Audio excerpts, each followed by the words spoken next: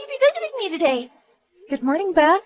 I just left the house, sweetie. Is there anything you want? I can stop by the store and pick you something up on the way if you like. I want to eat strawberry ice cream. Leave it with me. How are you feeling today, sweetie? Actually, I feel a little better than usual. I'm pleased to hear that. The doctor said if you're feeling up to it, he's happy for you to come home once for a little while before the operation. School should be fun, huh? What's up? Are you not really feeling the whole school thing yet? Well, I don't have any hair left. I'm scared everyone's gonna laugh at me.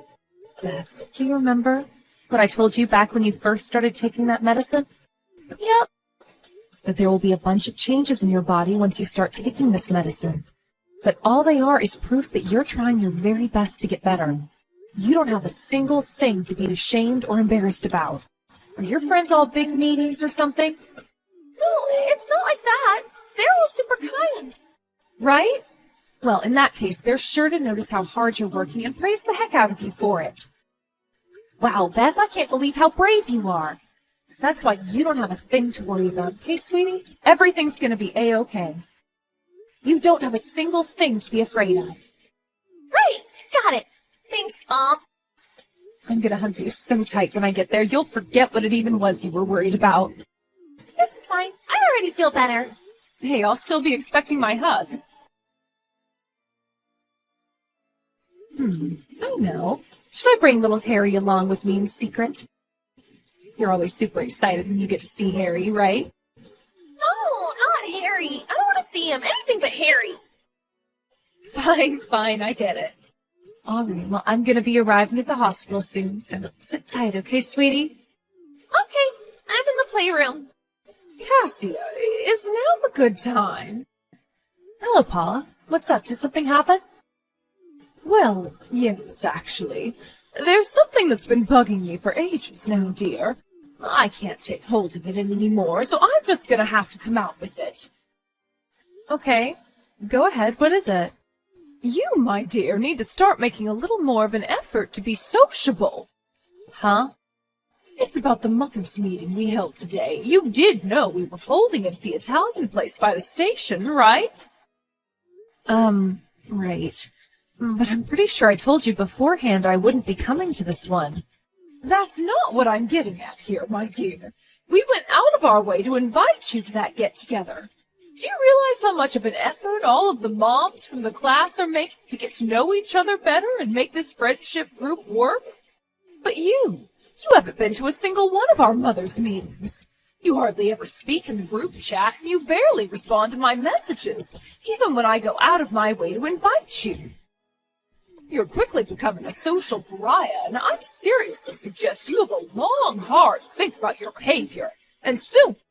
Do you actually think this is an acceptable way to treat your friends? I'm sorry. My daughter Beth has been constantly in and out of the hospital recently. So it's really difficult for me to maintain a schedule, which means things like social events are out of the question. Of course I'd love to join you guys. Your meetings sound like a blast.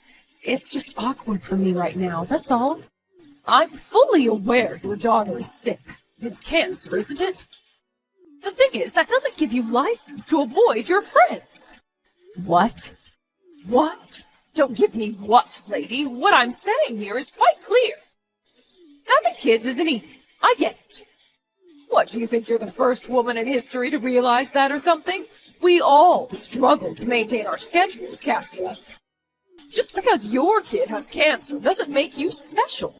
Why do you think you should get special treatment? Do you think you're better than us? We all have commitments. We all have problems. We all have to deal with the stresses and hassles of daily life. But unlike you, we still make an effort to make time to spend with our friends.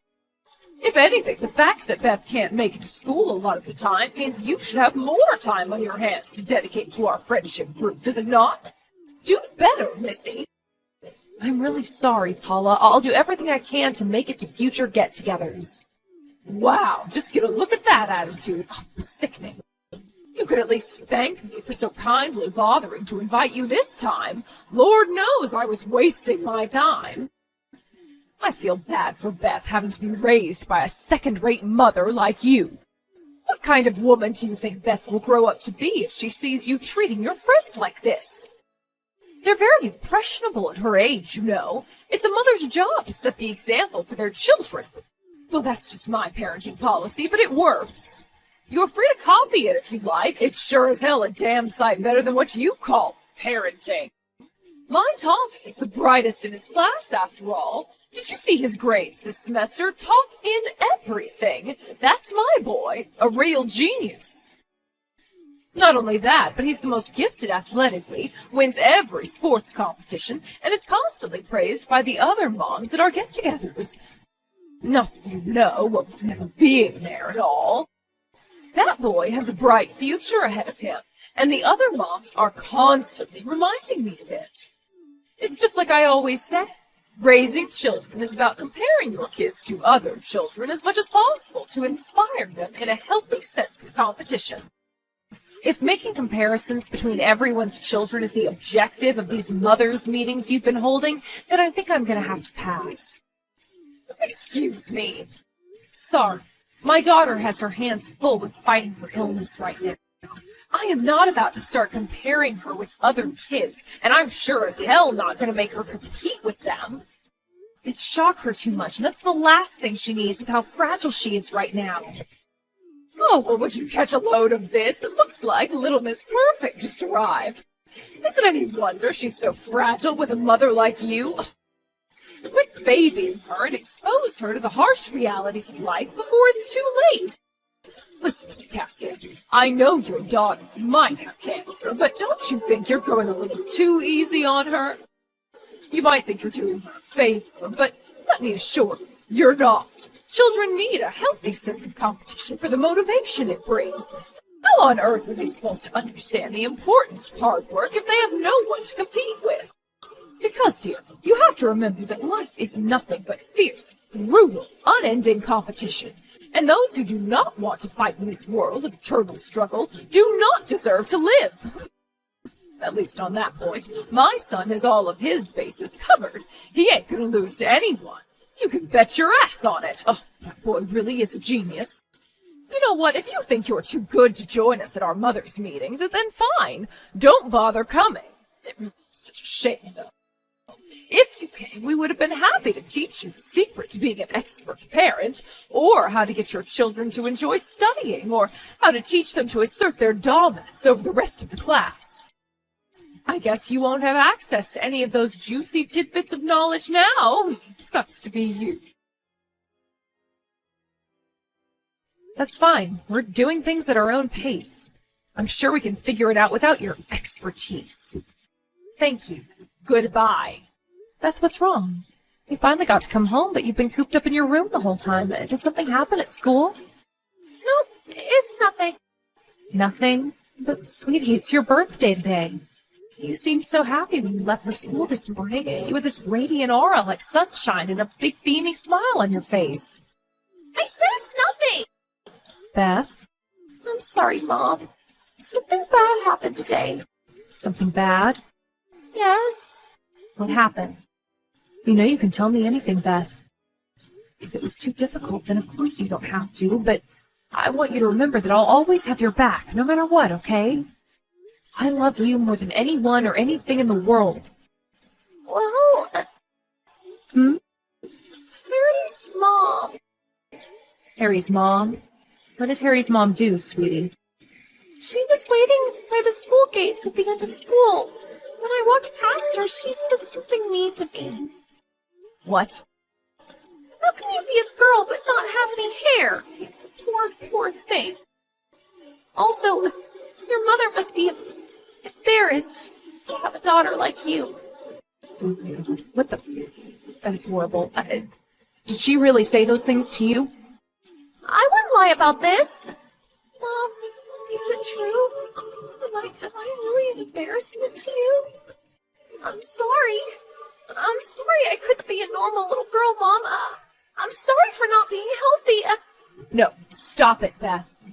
You haven't done anything wrong, and you have nothing to apologize for. I never thought of you as an embarrassment, not even once. I am filled with pride and happiness to have a little girl as amazing as you as my daughter, Beth. And don't you ever forget that. You are perfect as you are, and you don't have to change a single thing. You are kind, hardworking, intelligent, thoughtful, and have the biggest heart of anyone I've ever known. I love you more than anything, and I always will. But Beth, don't you believe your mommy? I do, but I don't feel up to seeing anyone right now. I don't want to talk to anyone either. I just want to stay here in my room and hide from the world.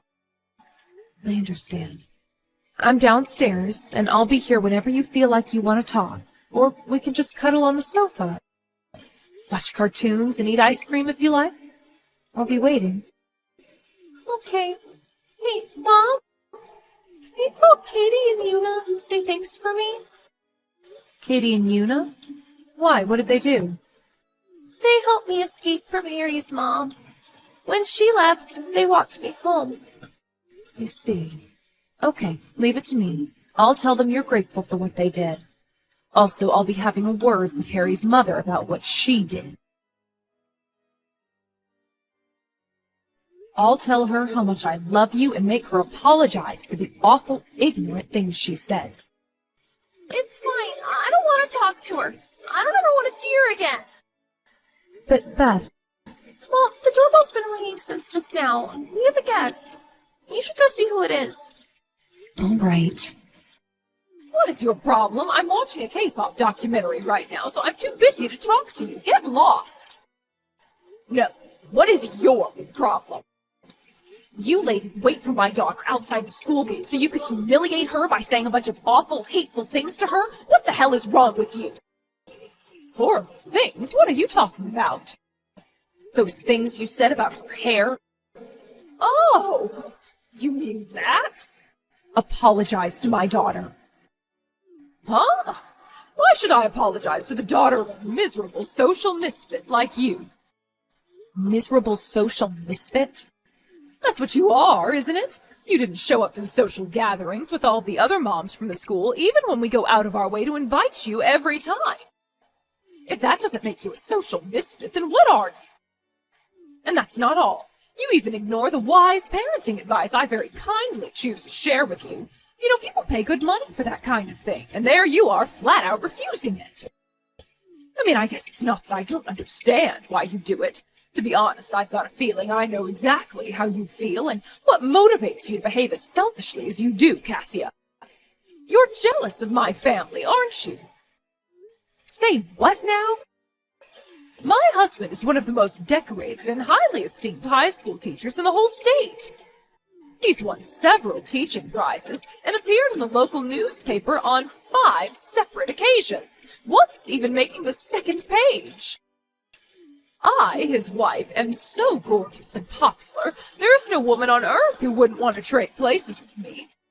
I'm so beautiful, I've even heard the boys call me a cougar outside the school gates after school. Then there's my son Harry, a gifted child prodigy who excels at literally everything he tries his hand at. He's such a genius, his intellect dwarfs that of most people twice his age. You just don't get families this distinguished. We shine so brightly that we dazzle all who lay eyes on us, so really, when you think about it, it's no wonder you'd feel jealous. Plus, we're all fit, in good health. It's a shame the same can't be said for your daughter. I'm sorry, Paula, but I have literally never felt jealous of your family, not even once. Oh, please, stop lying. It's so pathetic and transparent. I'm actually embarrassed for you. You're making me cringe here. Oh, I almost forgot. I felt so bad for you, Beth, that I felt compelled to help her become a little more attractive, even if only superficially. I gave your daughter a hairband today. She was so happy she burst into tears. Be a dear and send me a picture of Beth wearing her new hairband sometime today, won't you? I bet it looks so cute.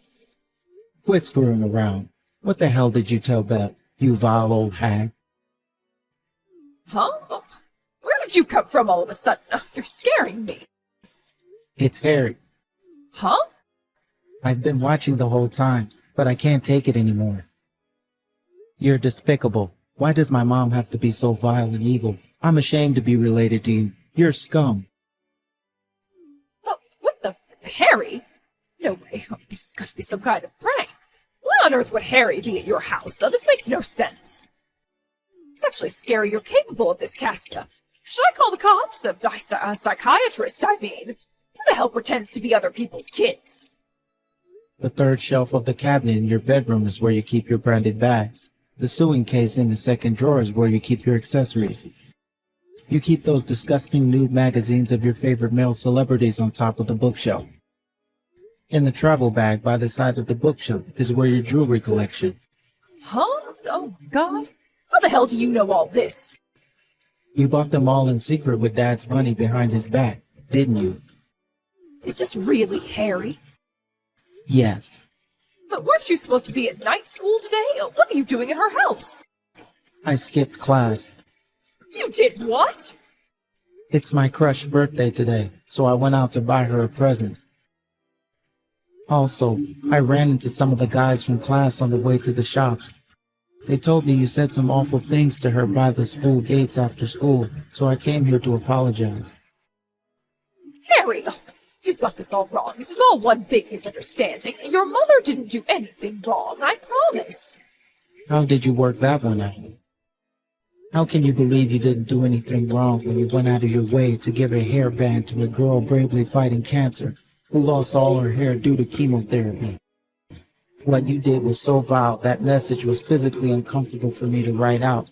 Who the hell does this? Are you even human? Please, Harry, I'm begging you. Will you at least hear me out? There are two sides to every story. What I did might seem inappropriate at first glance, but I promise you I did it for a reason. All I was trying to do was teach Beth's mother a valuable lesson, that society isn't all sunshine and rainbows like she seems to think it is. Are you really in a position to be teaching anyone anything? You're the one who said you've never had a job in your life. All you've ever been is a stay-at-home housewife. What do you know about society? Harry, how dare you? Do not make fun of stay-at-home housewives. It's a highly important, difficult, respectable job and should be treated as such. I'm not making fun of housewives. I'm only making fun of you. You pretend to make home-cooked meals while actually using microwave-ready meals. And you outsource all your housework to a maid. And the worst part, that you pay for the maid with Dad's money behind his back. What would he say if he knew? What do you even gain from making it look like you do housework? Everything is an act with you. It's about appearances. You're so fake you make Barbie look real. What could someone as lazy and unproductive as you possibly have to teach someone as hard-working as Beth's mom? Harry, do not speak to your mother like that, you insolent little upstart. I've had enough of this. You get your ass home right this instant. Nah, that ain't gonna happen. There's no way I'm coming back. The thought of you being my mom makes me sick. And I no longer acknowledge you as being related to me. I don't want to live with a piece of crap lowlife like you. What? I screenshot every message you sent to Beth's mom and sent it to Dad.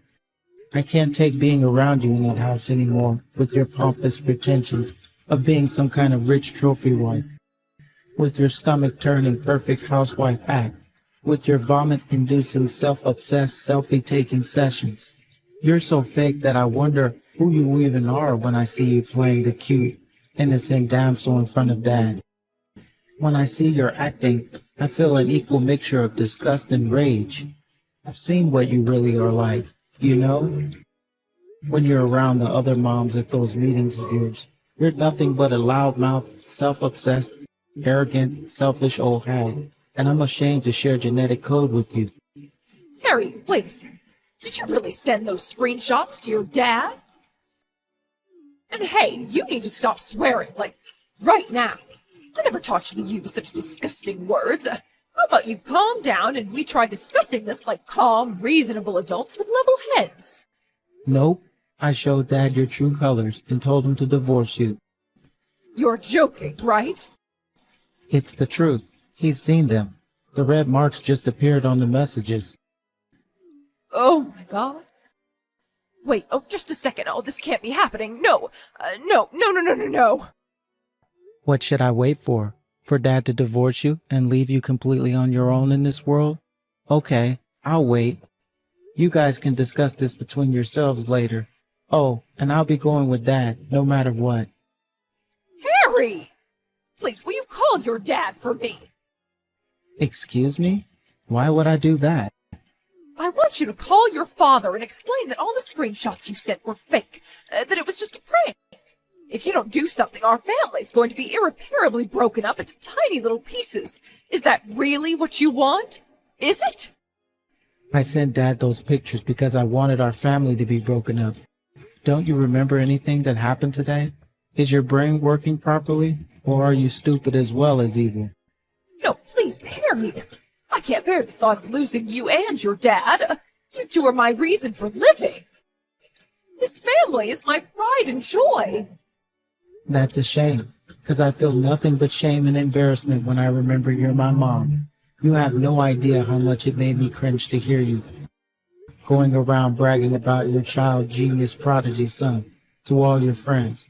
All I wanted was for you to stop. I'm not a genius child prodigy. I just work hard. But I sure as hell don't work hard so you can go around bragging to your friends about me. I work hard because I want to grow up and be like my dad. Fine, I get it. I promise I'll never brag about you again. That's what you want, right? Oh, and I'll apologize to Beth, too. If I do that, will you forgive me? Oh, I know. I'll come to Beth's mom's house now, and we can all resolve this like adults. Don't bother. We don't want to see you, and we won't let you in. And for some reason, if you're dumb enough to come here, I'm gonna give Beth's mom her phone back now. Good luck talking things over with Dad. No, wait a second. Harry! Wow, looks like you're in a little bit of a pinch there, Paula. Anyway, bye. What? Oh, no, you don't. I'm not done with you, Missy. You wait right there. What do you want? What do you mean, what do I want? Give me back my Harry. No can do. Apparently Harry will be staying at his dad's parents' house tonight. I'll be driving him there myself, so you have nothing to worry about. Quit it, bitch. You are not my son's mother, and you need to stop acting like it. All of this is happening because of you, goddammit. You have nothing to say for yourself. Nope, nothing. Your son said everything I wanted to say. He is brave, kind, and considerate. You weren't kidding when you were bragging before. Your son really is amazing. You know, when I met him, I actually kind of regretted never showing up to your mother's meetings. I would have loved for you to teach me your parenting secrets. Beth, it's Harry. Harry? Yep, I'm borrowing your mom's phone to message you right now. Huh? Are you at my house? I see. What happened? I wanted to apologize for what Mom did to you. I heard she hurt you by saying some really mean things. I'm so sorry. It's fine. Really, it's okay, Harry. Besides, it's not like you did anything wrong. I know, but I still wanted to apologize. Oh, there's one more thing. I came to give you a present. A present? It's your birthday today, right? Well, I brought you a birthday present. Huh? It's a blue hat. Blue's your favorite color, right? Yep, I love it. I saved up my pocket money from helping out my grandpa's place with things like fixing the roof and weeding the garden. That's how I bought it. I knew it was gonna look amazing on you the moment I saw it. Really? But you worked so hard to save up that pocket money. To spend it on me? Yeah, of course. How about you come out of that room and come down and see me? I don't have any hair, you know. The hat might not suit me. Don't be silly. Of course it will. I bought it with you in mind. It's gonna suit you more than anyone. I just know it. Wow, really? I really want to see the hat now. Harry, thanks. I feel better since speaking to you. That's great. So will you come out of your room then? Your mom's kind of crying down here. I'm not really sure what to do. Okay, I'm coming. Don't worry about Mom. She's always been a big crybaby. Wait there, okay? I'll be down right away. All right. Harry, I like you. With that began Paula's downward spiral into misery and despair. When her husband, the high school teacher, found out about his wife's countless acts of despicable lowlifery through the screenshots Harry sent, he was so stupefied and disgusted that he moved out of their house immediately. After a lengthy discussion, he decided that divorce was the only option. Paula begged and cried, kicked and screamed, pleaded endlessly with her husband not to leave her all on her own. She was so desperate, she even resorted to asking her friends from the mothers' meeting to intervene and convince her husband to change his mind by vouching for her good character. Sadly for her, in a sweet irony, not a single one of them wanted to help. Paula's actions towards my daughter seemed to come from a place of thinking she was so admired, envied, and respected by so many people that she was better than everyone else. I think it's quite fitting that this whole thing ended with her actual position being laid bare for all to see. She was alone and friendless, without a single ally in the world. The divorce went through, and with that, she was abandoned by her husband, her son, and her friends. With her pride in tatters and a reputation destroyed, she tried to flee to her parents' house in a desperate bid to escape the shame and embarrassment of what had happened. But her ex-husband wasn't going to let her off the hook that easily, and he bundled her into the car before driving her over to my place and dragging her out in the yard in front of me and Beth, forcing her to apologize for her despicable behavior. I was so proud of Beth when she forgave the crumpled, tear-stained mess laid out on the lawn in front of her with a generous, big-hearted smile. Then, when spring came, Beth's operation went by without a hitch, and now she's on the road to making a full recovery. Before long, she'll be discharged from the hospital and can finally make a start on the rest of her life. For the time being, she's enjoying the last leg of her hospital stay with daily visits from Harry. I love watching the two of them playing, laughing, and smiling together. It puts the biggest smile on my face, and the two of us couldn't be happier.